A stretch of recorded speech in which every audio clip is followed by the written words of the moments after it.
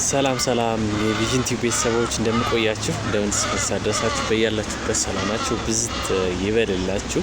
እንዴት ናችሁ? ሁሉ መልካም፣ ሁሉ አሻዊና ሁሉ ቅምጥል። እሺ እስኪ አሁን እንግዲህ ዲሞክራሲያዊ መብት ልሰጣችሁ ነውና ሰሞኑን አንዳንድ ቪዲዮዎችን መስራት እየፈለኩ ነው።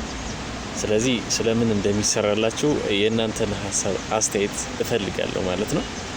ቪዲዮዎችን እንግዲህ ማስመርጣችሁ ሴቶች ላይ ብቻ በተለይ ደግሞ ከጽንስና ማህፀን ጋር ተያይዞ ሴቶች ላይ እናቶች ላይ ስለሚከሰቱ የህመም አይነቶች ወይ ደግሞ የጤና እክሎችን ላወራችሁ ፈልጌያለሁና እንደ 5 6 7 8 9 10 አማራጮች እሰጣችኋለሁ። ከነሱ ትመርጡልኛላችሁ ማለት ነው። ስለዚህ በመረጣችሁት መሰረት የመጀመሪያ 3 ምርጫችሁን በተከታታይ የሚሰሩ ይሆናል ማለት ነው። ስለዚህ የመጀመሪያው ኢክቶፒክ ፕሬግናንሲ ወይ ደግሞ ከማህፀን ውጭ እርግዝና አለ ወይስ የለም፣ ካለስ ምንድነው የሚለውን ነገር ላወራላችሁ እፈልጋለሁ። አንደኛ። ሁለተኛ ደግሞ እድሜያቸው እየገፋ የሄዱ እናቶች ላይ በተለይ የሚከሰት የማህፀን መውጣት አለ ወይ ደግሞ የማህፀን በታችኛው የብልት ክፍል አድርጎ የመውጣት ነገር አለ። ስለዚህ የማህፀን መውጣት ሁለተኛ።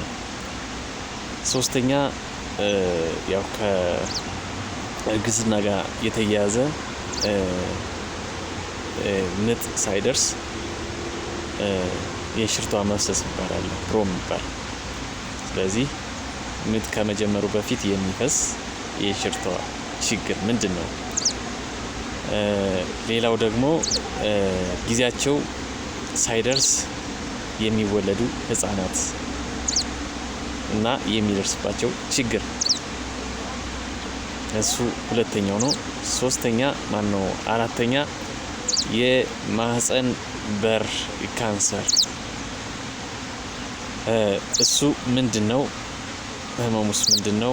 እንዴት ይታከማል? ምን ላይ ያደርሳል የሚለውን ነገር ልነግራችሁ እወዳለሁ ወይ ደግሞ እችላለሁ ማለት ነው። ሌላኛው ደግሞ ውርጃ ተፈልጎም ወይ ደግሞ ሳይፈልግ የሚከሰት እርግዝና የማቋረጥ ሂደት ነው እንግዲህ ውርጃ ማለት። ስለዚህ በተለይ ደግሞ ሰዎቹ ወይ ደግሞ እናቶቹ እየፈለጉት በአጋጣሚ ስለሚወርዱ የውርጃ አይነቶች ልነግራችሁ እችላለሁ ማለት ነው። ሌላው በእርግዝና ጊዜ ብቻ ስለሚከሰት የደም ግፊት ወይ ደግሞ ፕሪክላምሻ ስለሚባለው ነገር ልነግራችሁ እችላለሁ ወይ ደግሞ ልነግራችሁ እፈልጋለሁ። ሌላው እርግዝና ጋር ተያይዞ ሊከሰት ስለሚችል የስኳር በሽታ ወይ ደግሞ የስኳር ህመም GDM፣ ስለሱም ልነግራችሁ እሻለሁ፣ ልነግራችሁ እወዳለሁ ማለት ነው። ሌላው ደግሞ እርግዝና በሚከሰትበት ሰዓት በተለይም ደግሞ የመጀመሪያዎቹ 3 ወራቶች ላይ ከፍተኛ የሆነ ማቅለሽለሽ፣ ሽቅ ማለትና ጥሩ ያልሆኑ ስሜቶች መሰማቶች አሉ።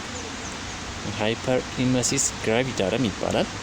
ስለሱም ልነግራችሁ እሻለሁ፣ ልነግራችሁ እወዳለሁ። ምርጫችሁን ግን አስቀምጡ።